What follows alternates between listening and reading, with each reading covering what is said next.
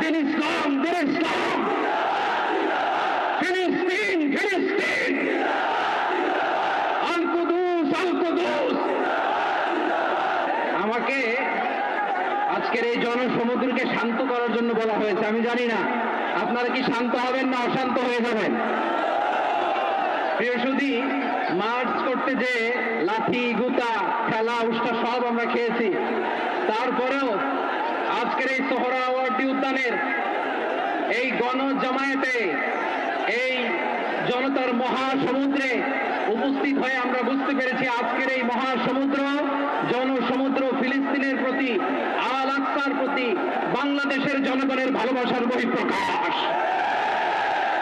ভৌগোলিকভাবে আমরা ফিলিস্তিন থেকে অনেক দূরে হতে পারি, কিন্তু আজকের এই জনসমুদ্র প্রমাণ করে আমাদের এক একজনের হৃদয়ে, বুকের ভিতরে বাস করে এক একটা ফিলিস্তিন। আমাদের হৃদয়ে বাস করছে এক একটা গাজা, আমাদের হৃদয়ে বাস করে এক একটা আল কুদস। চিৎকার করে বলেন ঠিক কিনা?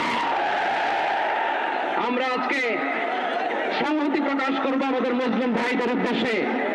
এক আওয়াজে আমাদের কণ্ঠকে উচ্চকিত করে অতিথি থেকে শুরু করে অডিয়েন্সের সবাই আল্লাহু আকবার ধ্বনি দিয়ে সোহরাওয়ার্দী উদ্যানের এই ময়দানকে আমরা কাঁপাতে রাজি আছি না নাই? নারে তাকবীর, নারে তাকবীর, দিন ইসলাম, দিন ইসলাম, ফিলিস্তিন, ফিলিস্তিন,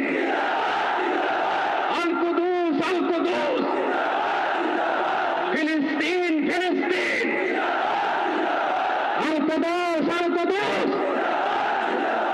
আমার ভাই শহীদ গেল, জাতিসংঘ জবাব চায়। গাজায় গণহত্যা গেল, জাতিসংঘ জবাব চায়। আমি যা বলি আমার সাথে আওয়াজ করে ইংরেজিতে স্লোগান করুন, free free Palestine, free free Palestine, free free Al Aqsa. 1, 2, 3, 4, genocide no more, from the river to the sea, Palestine will be free. নারে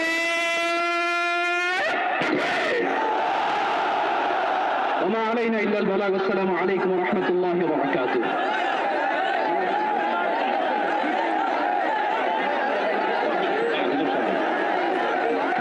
সময় উপস্থিতি, আমরা শুধুমাত্র আপনাদেরকে শান্ত করবার জন্য কিছু স্লোগান দেওয়ার চেষ্টা করেছি। আমি এই মুহূর্তে